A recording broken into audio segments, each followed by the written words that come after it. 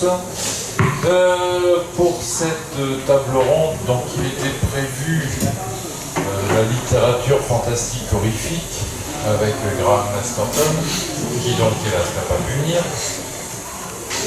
Ce qui m'embête puisque j'ai passé 6 mois à réunir plein de documents, de choses sur lui.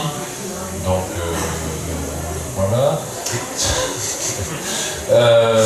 Mais on va quand même parler de littérature fantastique avec 4 auteurs de l'imaginaire et notamment du fantastique.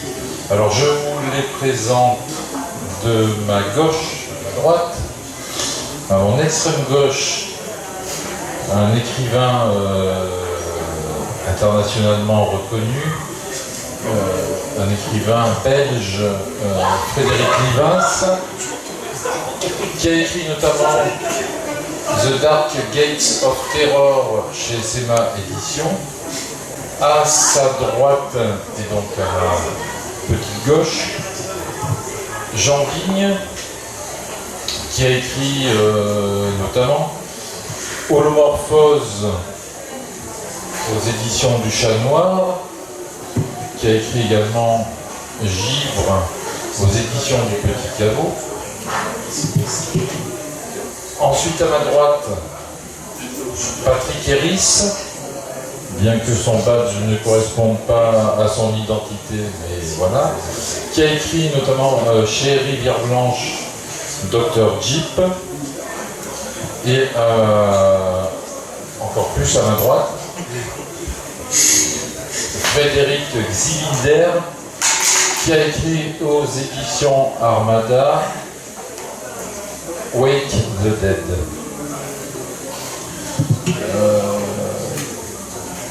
Donc on ne va pas obligatoirement parler d'horreur, enfin de littérature fantastique horrifique et d'horreur. On va discuter un peu de la littérature fantastique. Les auteurs autour de moi pour intervenir, pour donner pourquoi pas leur petite définition du fantastique. Et ce qui serait intéressant également, c'est qu'ils nous expliquent, s'ils le peuvent, quelles sont leurs sources d'inspiration qui leur permettent d'écrire ces romans et qui leur permettent de nous effrayer, de nous faire peur, etc. Donc maintenant, ce sont eux qui vont parler. Est-ce que vous voulez que je parte dans un ordre particulier ou est-ce que chacun veut commencer dans le désordre? Je vois que Frédéric Lievens est dans le starting block avec son... Patrick Héris, voilà. Donc, définition du fantastique, c'est assez large. En général, je dirais que on peut différencier de la science-fiction, qui en gros, comme disait Versin, c'est les conjectures rationnelles. C'est-à-dire de la science-fiction, il a forcément un élément scientifique, en tout cas rationnel. C'est-à-dire que le fantastique, c'est le domaine de l'irrationnel. Donc à partir de là, pour faire une grosse synthèse, priez pour nous, je dis qu'il y a déjà ce qu'on dirait d'une certaine forme le fantastique physique, c'est-à-dire tout ce qui est monstres, loups-garous, vampires, en général tout ce qui est issu des plus anciennes traditions. Bon, le vampire par exemple, il y en a dans à peu près toutes les civilisations. Chacun, le loup-garou a un équivalent. D'ailleurs, dans le vampire, il y a des variations rigolotes comme les fameux vampires sautants chinois qu'on arrête en mettant une série d'idéogrammes taoïstes et qu'on leur colle sur le front. Il y a aussi des versions comme la Route Rebelle au Japon, etc. Parce que tout ci, c'est un peu un tronc commun de l'humanité. Sinon, il y a une version beaucoup plus récente qui est le fameux « je est un autre ». Est-ce que la réalité est bien celle que je crois? Quand je me regarde dans le miroir, est-ce que c'est vraiment moi? Bon, le premier, évidemment, l'acte fondateur, c'est le Horla. Puisque là, on aborde entre le fantastique autour de la folie. Et donc, ça tient plutôt à une perception du monde. Bon, de toute façon, c'est vrai qu'on parle beaucoup d'univers virtuel. Le plus grand des univers virtuels, c'est quand même celui qu'on appelle la réalité. Puisque la réalité, ce qu'on voit, est d'abord filtré par nos yeux, qui ensuite est trié par le cerveau. Donc le cerveau lui-même peut dire « Ah, ça m'intéresse pas, ça. Ah, ça, par contre, c'est bien ». Donc oui, d'une certaine façon, étant donné qu'on voit qu'une fraction de la réalité, on peut dire qu'on vit dans un univers virtuel. Sinon, il y a encore beaucoup de façons d'appréhender le fantastique. Là, je vais laisser mes petits camarades si eux ont une définition. Est-ce que quelqu'un veut donner sa définition du fantastique ou de... Je vais dire qu'il y a plusieurs styles de fantastique aussi. Chaque nationalité, chaque pays a sa propre source de culture, a donc ses propres influences. Par exemple, en tant que Belge, je vais dire que le fantastique belge a une grosse spécificité, c'est de s'ancrer dans le réel. Comme par exemple Thomas Owen, genré, eux s'ancraient fort dans le réel qui pouvait dériver, devenir cauchemardesque, s'inspirer normalement aussi d'œuvres d'art, comme l'a fait Thomas Owen dans Les Mesures Suspectes. Donc il y a vraiment tout l'apanage culturel d'un pays, tout l'apanage culturel d'une culture qui fait que ce fantastique peut être enrichi de différentes manières. Tout intervenant de toute nationalité enrichit le fantastique d'une manière totalement différente selon ses propres expériences, son propre vécu et ses propres racines. Il y a des variantes totalement infinies en fait dans le fantastique. Je dirais que tout est à peu près dit. Donc pour moi le fantastique, on peut résumer aussi à dire que finalement c'est le non expliqué. Donc, ce qu'on appelle finalement le surnaturel, sachant que c'est bien évidemment différent de la science-fiction. Un petit coup de Larsen. Voilà, donc moi j'ai pas beaucoup de choses à dire en plus que mes collègues. Moi je rejoins effectivement mes collègues qui ont déjà pas mal parlé. Donc le fantastique pour moi c'est tout simplement surnaturel, quelque chose qu'on ne comprend pas, qui ne peut pas être expliqué de manière scientifique et qui, du fait que justement on ne comprend pas et qu'on ne peut pas l'expliquer, a tendance à effrayer et à terroriser. Voilà. Je crois qu'effectivement toutes ces explications sont bonnes. Après, il est vrai que chacun va prendre son univers fantastique dans des récits totalement différents. Pour certains, ce peut être du fantastique, pour d'autres, ce peut ne pas l'être. Voilà. Après avoir essayé de donner une petite définition, est-ce que vous pourriez nous parler non pas de comment vous écrivez, mais de vos sources d'inspiration, de notamment qu'est-ce qui vous a incité à écrire du fantastique, qu'est-ce qui vous inspire dans le fantastique, que ce soit des légendes, des cauchemars, je ne sais pas, et qui peut-être également vous inspire. Est-ce que vous avez des auteurs qui vous inspirent dans le fantastique, etc. Le fantastique, je suis un peu comme Obélix avec une potion magique, je suis tombé dedans quand j'étais petit. C'est-à-dire que je ne pourrais pas vraiment dire un moment ou un déclic ou quoi que ce soit, c'est quelque chose qu'il faut croire qu'il était de l'échelle. Sinon, l'inspiration, c'est un vaste sujet. Alors là, celui qui peut dire d'où vient l'inspiration, ça peut être une lecture de quelque chose, pas forcément d'un roman, au contraire d'un texte, de l'actualité, de tout, enfin tout peut, pour dire ce qui est quand même le cliché 22 bis, pour un écrivain ou un créateur, on peut se nourrir d'à peu près tout. Sinon, pour ce qui est des influences, il y a tout le classique, j'adore le fantastique à l'ancienne, des Lovecraft, des Jean Ray, des Clark Ashton Smith. Je trouve que la grande vague des années 90 du thriller fantastique a pris quand même un sacré coup de vieux, même si je ne veux pas remettre la Kalachnikov de la plaie, mais Masterton a été une énorme importance, c'est pas pour rien si je lui ai dédié un bouquin, surtout sur sa façon, je pense, de concevoir les personnages qui sont crédibles, logiques, ne réagissent pas parce que c'est dans le script, parce que c'est quelque chose qui correspond à sa nature. Sinon, auteur influentiel, alors là, il n'y a pas photo, Serge Brussolo, point barre. Je vais rebondir sur Thomas parce qu'à l'âge de 12 ans, j'ai toujours, avant 12 ans, j'étais penché dans les collections Borderland de mon père ou les collections Anticipation Fiction. En tant que lecteur, je dévorais énormément de science-fiction. J'ai découvert le fantastique à l'âge de 12 ans avec Le Djinn de Graham Masterton et Catacombes de Serge Brussolo. C'est ça que je rebondis sur ce que tu as dit. Ce sont deux romans qui m'ont terrorisé. J'ai adoré ça. Et c'est à ce moment-là que j'ai eu envie de faire la même chose. Et donc j'ai dévoré tous les romans fantastiques que je pouvais trouver. Donc ça a commencé par Russolo et Masterton. Après ça a dévié vers Koons, ça a dévié vers King forcément. Ça a dévié vers Jean Ray, Tom Owen, Michel de Gallerot, tous les auteurs belges parce que c'était fort riche aussi en littérature belge. Puis après j'ai jamais arrêté à Parker. Là il y a Joey qui prend la relève, qui est extraordinaire aussi. C'est toujours tous des sources d'inspiration, mais le point de départ est très important du moins pour moi. Parce que j'ai toujours essayé de faire dériver le réel vers le cauchemar, mais dans mes romans plus gros, je veux dire, de plus grosse importance, je m'inspire de beaucoup de légendes, je m'inspire beaucoup de croyances, notamment le côté assez amusant du syncrétisme de la religion catholique avec d'autres civilisations au fur et à mesure des conquêtes, je le reprends dans plusieurs de mes romans. Ça peut être très riche, mélanger comme ça les différentes influences permet de donner des livres à plusieurs niveaux, où le lecteur peut vraiment avoir son propre ressenti et pas forcément en lisant la même chose que le ressenti de la personne d'à côté. Il y a des choses que j'écris, par exemple certaines nouvelles, notamment dans Suture qui a reçu le prix Masterton en 2015, il y a des personnes qui ont interprété des choses de manière plus violente que ce que je l'avais écrit. Donc c'est-à-dire que leur imaginaire a pris le reste par rapport à ce que moi j'écris.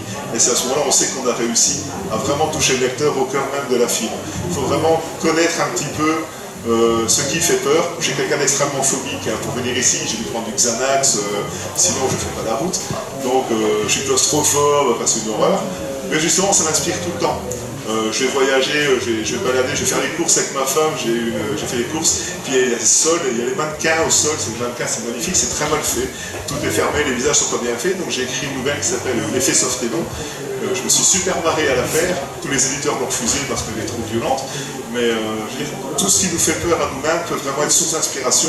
Il y a une forme de catharsis aussi dans le fait de le... On sait qu'on va toucher le lecteur de l'autre côté. Donc, tout ce qui nous fait peur en le lisant, on l'assimile, on le vit d'une autre manière et on le retranscrit à notre propre manière et il y a moyen vraiment d'élargir le cercle à l'infini. L'écrivain de littérature fantastique peut également faire très peur. Mais ce n'est pas de ma faute. Donc pour ma part, tout va bien. Voilà. J'ai aucune phobie pour l'instant. Je m'inspire beaucoup moi du réel, donc des événements qui se passent d'actualité sociétale. Donc parce qu'il y a une grande source d'inspiration là-dedans, je pense, malheureusement. Et ensuite, il y a ce effet là-dessus du fantastique, ce qui est assez logique. Mais moi, je ne suis pas. Alors, je ne me contente pas d'un seul thème. C'est-à-dire que moi, ce n'est pas uniquement du fantastique. J'aime bien dans mes romans mêler plusieurs thèmes. Donc, on va y retrouver par exemple du mythologique ou des légendes, à un moment donné, même si ça se passe dans nos jours. Et on peut y retrouver du post-apocalyptique, on peut y retrouver de la science-fiction. J'aime bien mélanger un peu les thèmes. En termes de sources d'inspiration, je suis un peu différent. Bon, même si moi je suis assez ancien aussi, donc j'ai vu toutes les années 80-90, avec Stephen King et autres. Mais je suis assez cinématographique. Donc j'aime beaucoup les inspirations cinématographiques, également comics Marvel. Je me suis imprégné de tout ça. Fleuve Noir est inclus ma collection Anticipation. Voilà. Alors, pour ma part, côté influence, effectivement, j'ai été beaucoup influencé par des auteurs comme Stephen King, comme Masterton, etc. Lovecraft, donc des auteurs qu'on a déjà cités. Moi, je tire une grande partie de mon inspiration dans mon enfance, enfin plus précisément mes terreurs d'enfance, et également mes racines familiales. Alors, terreur d'enfance, pourquoi? Parce que j'étais un enfant extrêmement peureux. J'ai passé vraiment des nuits d'effroi épouvantables lors d'orages ou parce qu'il y avait une lumière qui projetait des ombres, etc. Parce que j'ai une imagination qui prend très rapidement le dessus.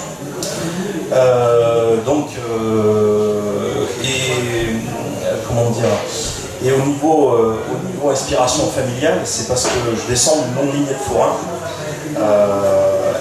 J'avais une grand-mère, notamment cartomancienne, qui jetait des sorts, etc. C'était une espèce de sorcière. Et donc moi j'ai grandi avec pour acquis le fait que des choses surnaturelles existaient pour de vrai.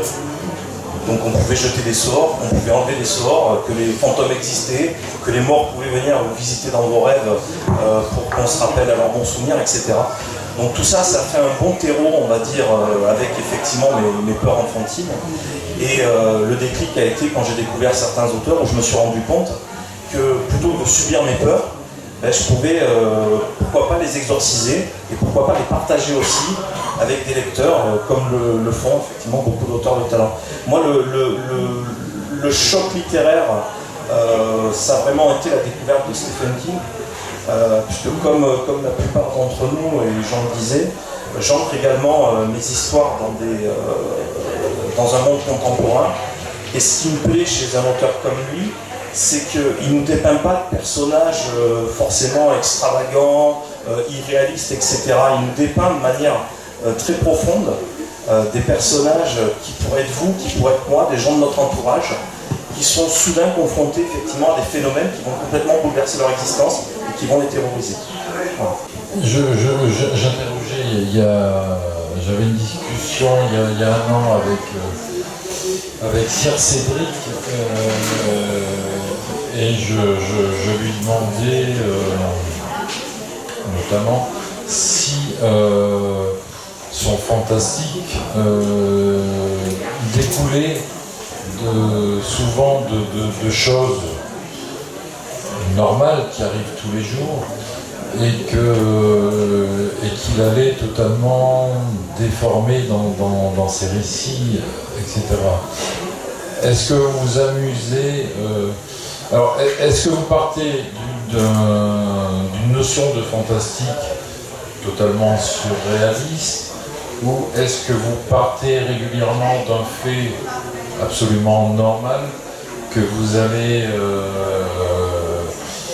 couper en mille morceaux, que vous allez transformer, que vous allez etc. Je crois que ça dépend un peu, c'est propre un peu à chaque auteur. Pour ma part, le côté normal de la chose qui dérive vers le cauchemardesque, c'est amusant, c'est un petit peu observer le comportement des gens est extrêmement amusant parce qu'on peut non pas en déduire des choses, mais imaginer beaucoup de choses et partir après en vrille, créer un univers qui est très ancré dans le réel avec une personnalité effectivement tout à fait banale. Et en fait, on peut cacher un monstre derrière la banalité. C'est très amusant à faire de jouer comme ça avec la psychologie humaine. Pour certaines choses, maintenant, on peut aussi partir d'un postulat tout à fait fantastique, c'est-à-dire irréel, mais le faire basculer après vers le réel. On peut normaliser l'irréel et on peut irréaliser le normal. C'est ça qui est vraiment amusant à faire avec le fantastique. Le plus dur là-dedans, en fait, c'est de garder une cohérence. Parce que sous prétexte que c'est du fantastique, on ne peut pas non plus tout se permettre. Parce que ça, c'est vraiment la solution de facilité. Il faut toujours que tout soit cohérent, que tout soit justifié. Parce que si on ne justifie pas, on appauvrit son récit et à ce moment-là, on perd le lecteur. Donc ça, c'est vraiment le point central à garder, c'est de donner l'ancrage réel, comme dit Jean. La réalité, c'est important parce que tu identifies le lecteur, tu emprisonnes le lecteur, tu ne lui donnes plus d'échappatoire, sauf la porte que tu veux lui donner, sauf si tu es sadique et que tu ne veux pas lui donner de porte. Ça, c'est une autre histoire. C'est vrai que je suis entièrement d'accord, c'est même une des choses que j'étais en train de dire, que je voudrais bien aborder. On croit, il y a des auteurs, surtout au cinéma, on croit que le fantastique, à partir du moment que c'est du fantastique, on peut mettre n'importe quoi. Non, parce que beaucoup dans les films, c'est une série d'apparitions complètement arbitraires, alors qu'elles ne sont pas uniquement pour le spectateur. Un des plans que je déteste est devenu complètement cliché, c'est le personnage qu'au premier plan, il y a quelque chose qui détale derrière, que personne d'autre ne voit sinon le spectateur. Donc pour moi, c'est une négation. Le fantastique doit avoir ses règles. C'est pas un empilement de grand n'importe quoi, une conclusion complètement bateau. Non, en effet, je suis entièrement d'accord avec Frédéric. Il faut qu'il y ait une logique. Et les textes, vraiment, les plus, à part peut-être ceux qui donnent carrément le surréalisme ou la suggestion, comme Maison hantée de Shirley Jackson, mais là, on parle c'est quasiment de la poésie, en fait, donc c'est un cas totalement à part. Non, aussi, dans les grands thrillers des années 90, les machins de 500 pages, pareil, mêlait une série d'éléments disparates, faisait à la fin apparaître un gros démon et c'était censé justifier le tout sans même avoir la moindre logique. Non, ça c'est une sorte de déviation du genre en fait. Je dirais à la limite, plus le fantastique tape dans le surnaturel et l'irréel, plus l'irréel, paradoxalement, doit être logique, et en tout cas avoir des règles et s'y tenir. Si le fantôme ne peut apparaître que la nuit, il ne peut pas apparaître en plein jour simplement parce qu'on fait du fantastique, etc., etc. Enfin, des exemples, on pourra en trouver des centaines. Je suis assez d'accord avec ça. Ceci dit, après, ça doit être logique, mais ça ne doit pas se limiter. Je veux dire, la limitation, non. Après, moi, je suis très ancré sur le réel au départ. Donc, je suis l'exemple type, justement, où les romans ont démarré vraiment ancrés sur le réel avec des personnages, effectivement, comme disait Frédéric, du quotidien, et effectivement, se greffer dessus du fantastique. Après, j'aime bien aussi prendre, comme je l'ai dit, des faits sociétals pour un peu grossir les textes et aussi pour toucher des sujets qui nous touchent tous les jours, divers et variés, généralement assez sombres. Voilà. Moi, ce que je trouve intéressant dans ces situations fantastiques, c'est, on parlait tout à l'heure, la psychologie des personnages, c'est parfois de démontrer que l'humain, dans des situations extrêmes, est capable d'être un monstre, d'être plus monstrueux que la créature elle-même. Donc,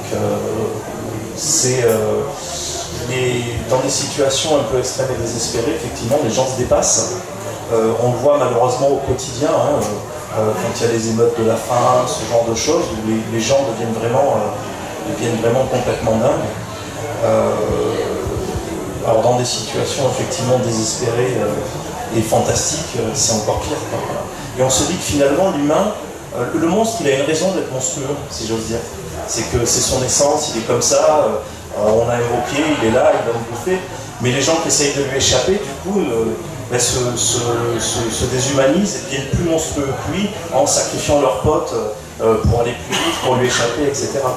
C'est ce côté-là que j'aime bien, c'est de mettre l'humanité, l'esprit humain à nu et faire ressortir vraiment les bas instincts. Alors, bien qu'il ne soit pas là, je vais parler de Masterton. Alors, personnellement, je suis un grand fan de Masterton et je voulais.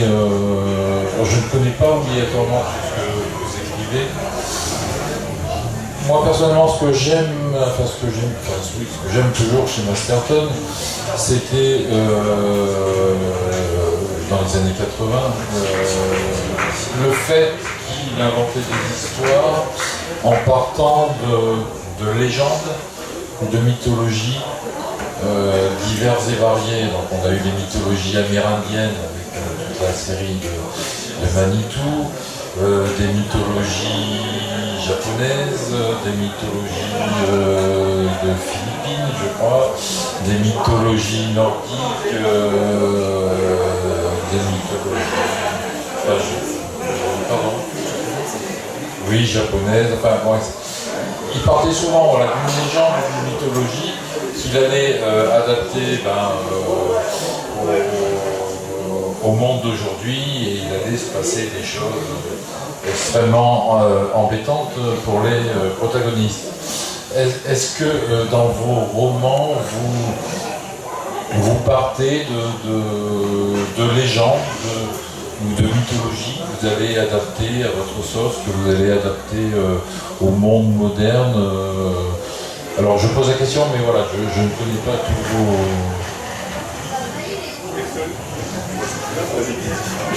Oui, c'est marrant de le dire parce que j'ai au moins deux de mes romans, donc L'autobus de minuit et Ce qui gratte la terre, qui n'est pas là parce que bon, c'était aux éditions Durier qui a mis la clé sous la porte, mais qui sont basés sur des légendes, c'est-à-dire des légendes urbaines parisiennes. Donc j'en cite pas mal, type de l'homme rouge des Batignolles, etc. Mais par contre, à chaque fois, l'autobus de minuit, in fine, quand on arrive à la fin du roman, en fait le but c'est de créer une nouvelle légende parisienne.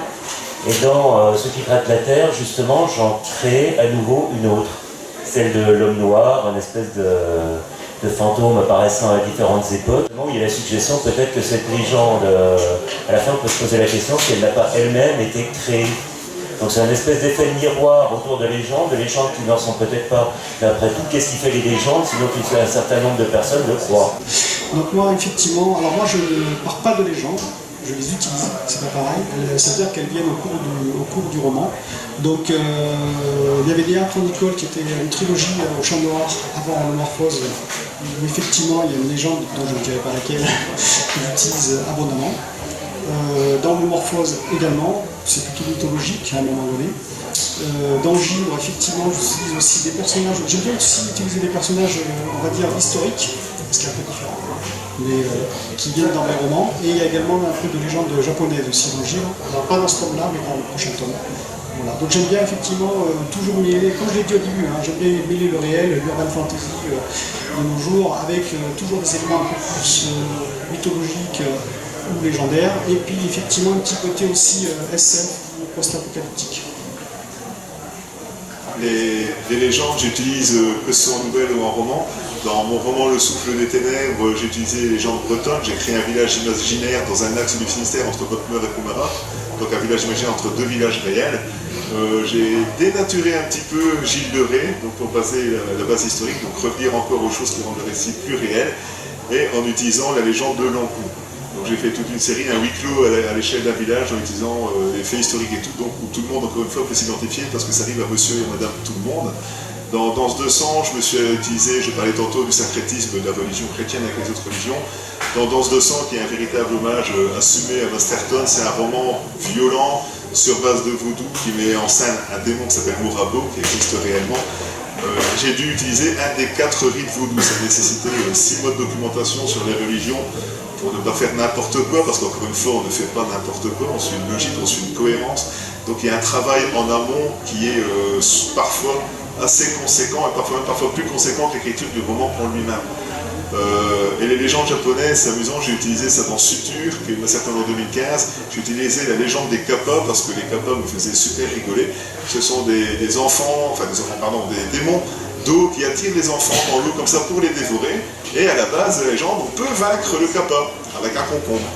Et je trouvais ça tellement super marrant d'écrire une histoire complètement délirante sur une base qui existe vraiment. Donc j'ai fait un personnage qui va en voyage d'affaires avec son enfant disparaît pendant la nuit, et il voit que ce sont des créatures qui l'enlèvent et il doit les combattre avec un concombre. Donc on est dans quelque chose de réaliste culturellement, mais on peut partir dans le fun total, le tout dans une ambiance horrifique. Donc ça permet de donner plusieurs degrés de lecture, et le lecteur y trouve son compte de différentes manières. Attention que le concombre ne soit pas émoussé. Oui, aussi, oui. Donc c'était un concombre bien frais. Contrairement à lui. Voilà.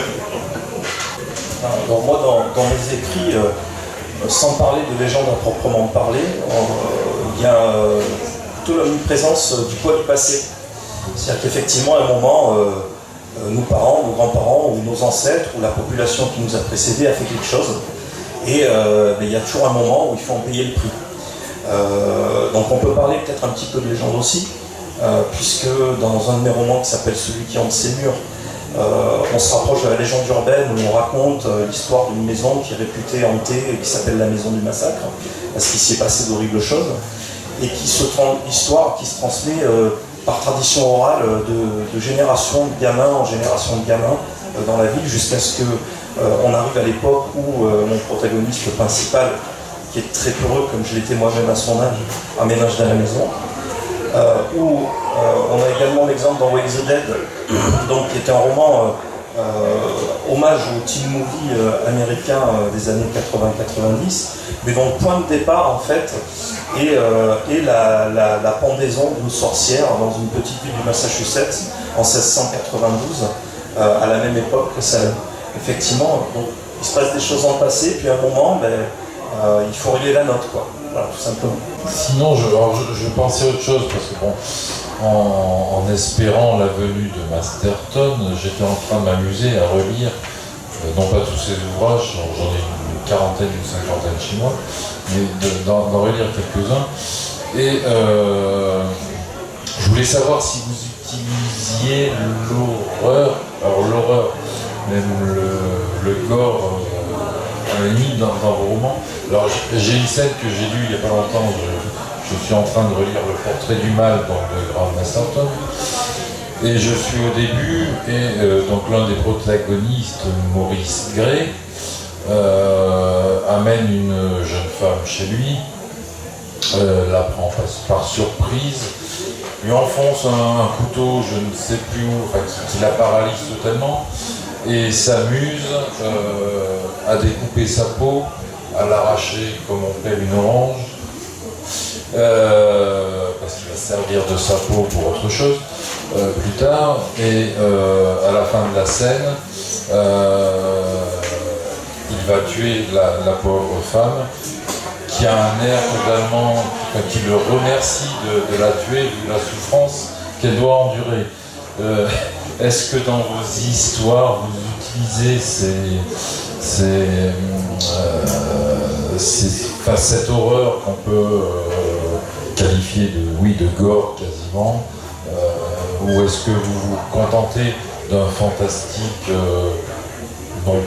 propre entre guillemets, enfin de centre fantastique, sans hémoglobine ou quoi que ce soit. Disons que moi je joue essentiellement sur l'ambiance, donc pour essayer justement de faire ressentir à mon lecteur, encore une fois, toujours en référence à mes peurs d'enfance, mais ces nuits de terreur que j'ai pu passer.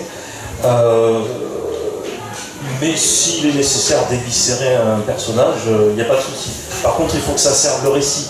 C'est-à-dire qu'il ne faut pas que ce soit du gore gratuit, à mon avis, parce que voilà, le lecteur, il n'attend pas forcément à voir des gens se faire découper en morceaux tout au long du bouquin. Il faut que ça ait quand même une finalité. Je vais prendre la suite parce que je suis assez d'accord avec ça, c'est-à-dire que si on fait du gore, alors après ça dépend, hein. Il y a des livres qui sont faits que pour ça, parce qu'il y a des grands fans de gore, mais si c'est fait uniquement pour, je dirais, rajouter une scène, ça sert à rien. On peut faire très bien, entre guillemets, peur, susciter des proies, rien que par l'ambiance, rien que par le thème choisi aussi.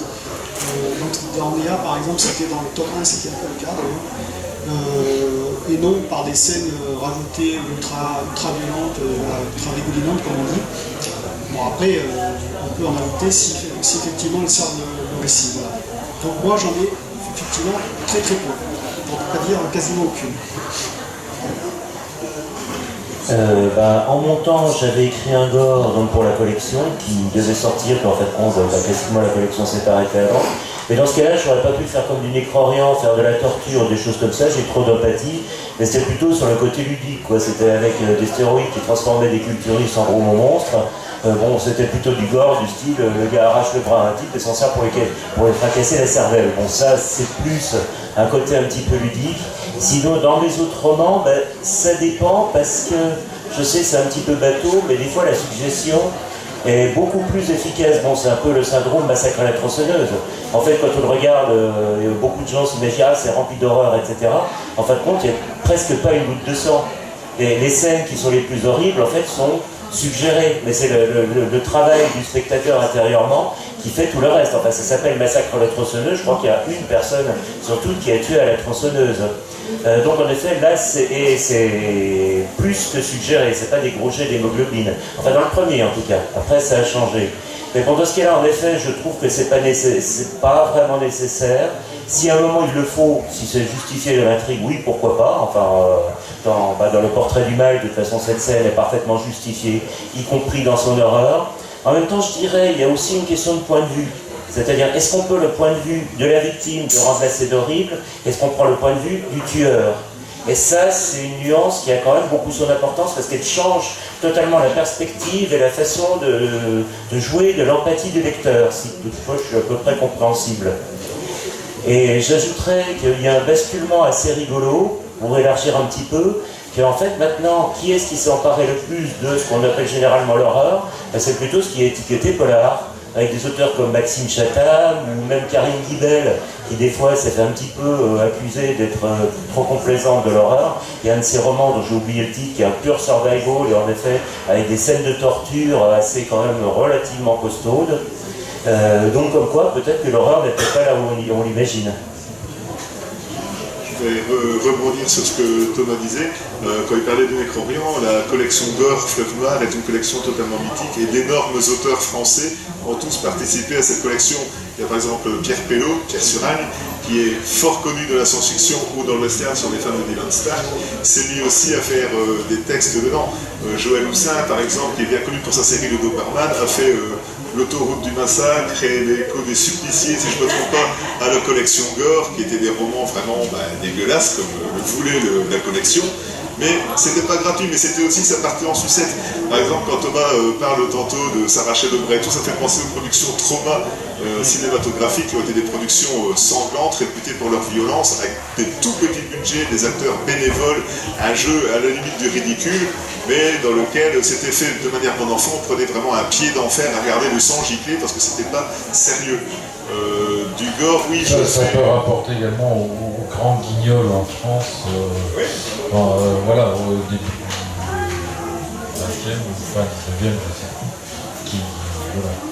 Ça revient, je disais, le point de vue, elle est très, heureusement, qui n'a pas tellement duré la vague de ce qu'on a appelé le torture porn, où là par contre on avait l'impression que le point de vue était du côté du tueur et ça devenait quand même parfois assez crapoteux. Bon, on dit les sauts, le premier par contre n'était pas du tout ça, puisqu'au contraire c'est plutôt basé plus sur une intrigue et les tortures étaient plus psychologiques que physiques.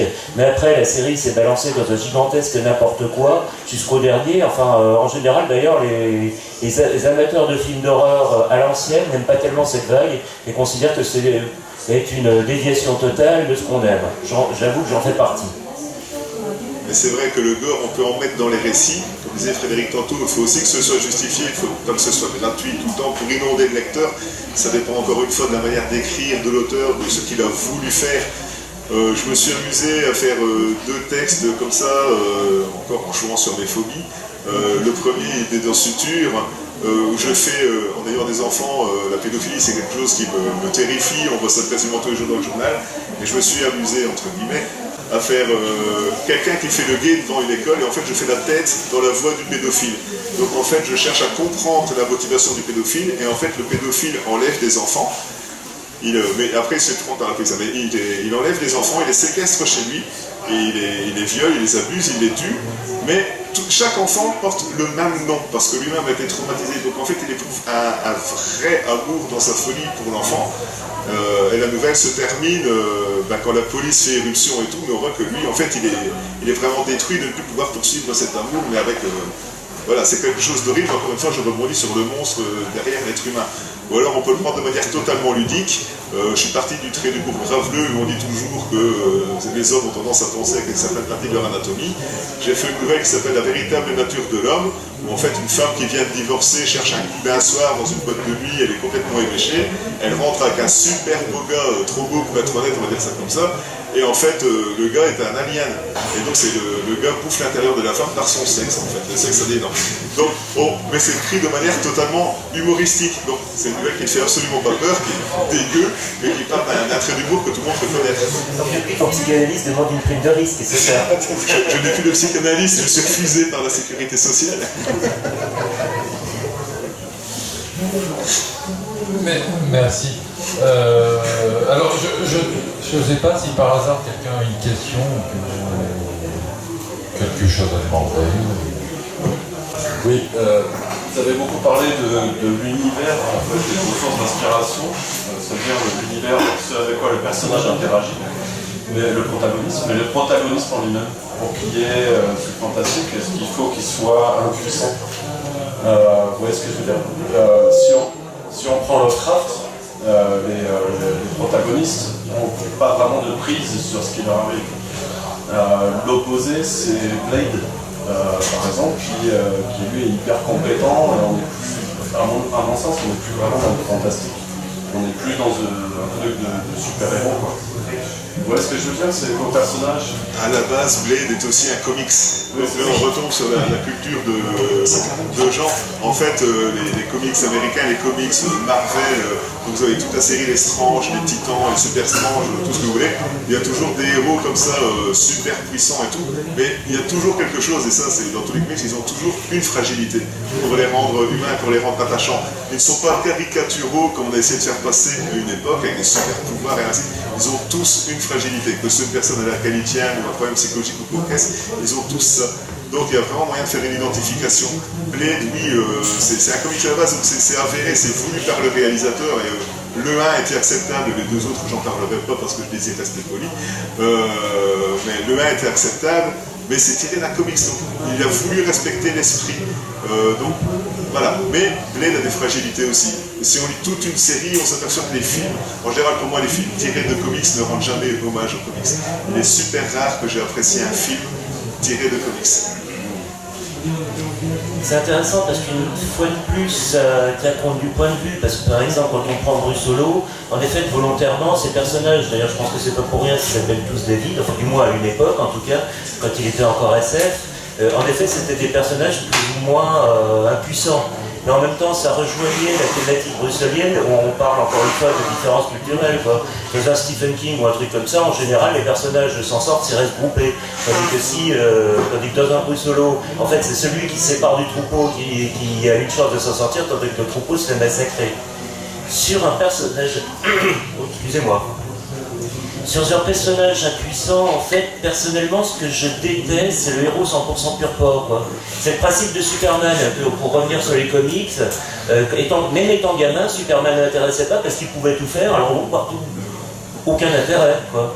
Personnellement, ça c'est vraiment une thématique personnelle, et surtout dans mon dernier roman, mon idée c'est plutôt de prendre quelqu'un qui ne réussit pas parce qu'il est un super caïd ou je ne sais pas quoi. Au contraire, c'est quelqu'un qui peut-être au début est dépassé par la situation, mais après prend sur lui, se bagarre et finit par s'en sortir, tout simplement parce qu'il arrive à la force du poignet. Parce que d'accord, il trébuche, voire il se casse la figure, mais par contre, il finit toujours par se relever. Moi, ça m'intéresse plus toujours que le méga caïd ou le héros attribué qui, dès qu'il arrive, tout le monde est là, râle, c'est le plus beau, c'est le plus grand, c'est le plus fort.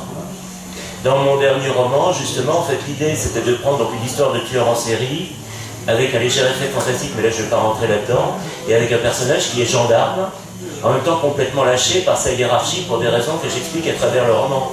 Et donc il tâtonne, il se prend quasiment tout seul en cours sur ce que sont les tueurs en série, etc.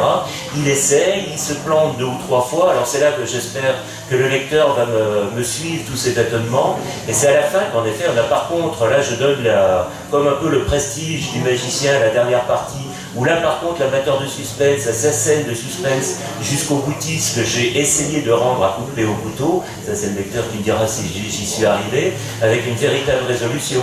Et le gars finit à moitié mort. Enfin, c'est un peu de la tragédie, le poids du porteur de destin. Et ça, c'est quelque chose que des auteurs, par exemple, comme Elric Quinn ou Peter Straugh dans Mystery ont très très bien exploré. Oui, le gars porte la vérité, mais en même temps, la vérité est douloureuse. Et peut-être parfois, il faut faire souffrir ceux qu'on aime. Pour arriver à la vérité, il faut souffrir dans sa chair. C'est un peu ça la leçon que j'en ai tirée. Alors, pour moi, donc je lis beaucoup de comics, enfin j'en lisais, mais mes personnages ne sont pas inspirés des comics, puisque justement, je vais prendre le cas de Holomorphose par exemple, donc c'est une jeune lycéenne au départ, qui est tout à fait fragile et qui subit le harcèlement scolaire. Donc c'est parce qu'elle subit le harcèlement scolaire que, on va dire, certains pouvoirs, on va dire, va se déclencher chez elle. Un pouvoir d'autant plus embêtant, qui va être assez destructeur pour elle et pour son entourage. Donc j'aime bien mettre en situation difficile les personnages, tout le long des romans d'ailleurs, parce qu'effectivement ils se développent au fil du récit, mais ils ne sont jamais à l'abri. Je dirais un peu comme J.R. Martin, on peut le faire, on ne sait jamais comment ça va finir. C'est un petit peu pareil. Voilà.